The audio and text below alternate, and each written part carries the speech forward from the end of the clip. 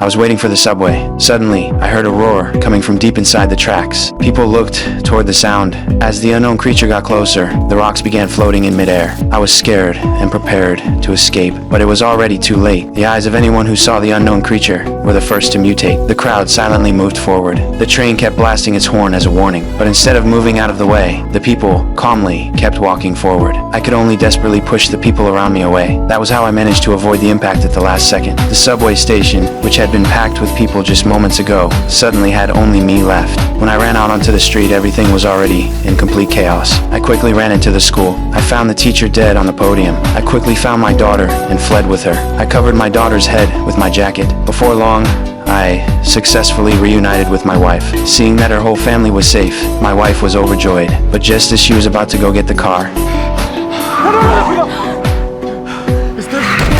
only a few months later, this place had become a ghost town. People were ending their own lives in all kinds of brutal ways. This unknown creature could control people's minds. Anyone who opened their eyes and saw it would lose their sanity. Then they would choose different ways to end their own lives. Only a small number of people escaped underground and lived like cockroaches and rats. But because of the lack of supplies, some people still had to go outside to look for food. But they could only cover their eyes and feel their way around, like blind people. My daughter and I were also among the lucky survivors. We stood at a street corner, wearing glasses, blackened with ink, unsure of what to do. Suddenly, a sound came from the distance.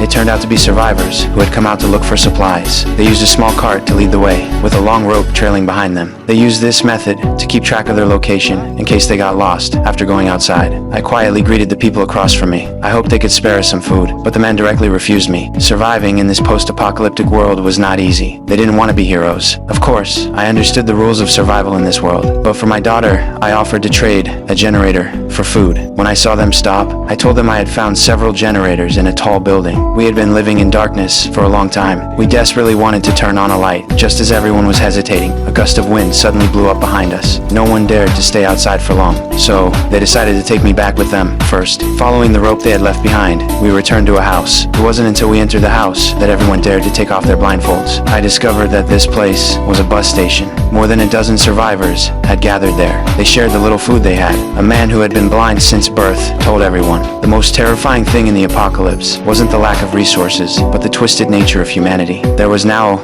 a group of people on the surface. These people specialized in hunting survivors, so survivor groups usually didn't accept strangers from outside. My arrival was simply an accident. That night, everyone crowded into the buses to sleep. I was the only one lost in thought. I secretly slipped into the office and took all the bus keys. When Anna woke up, after hearing a strange noise, she only saw someone in the driver's seat. She was just about to go check. I quickly wedged the door shut with the handle of a spoon.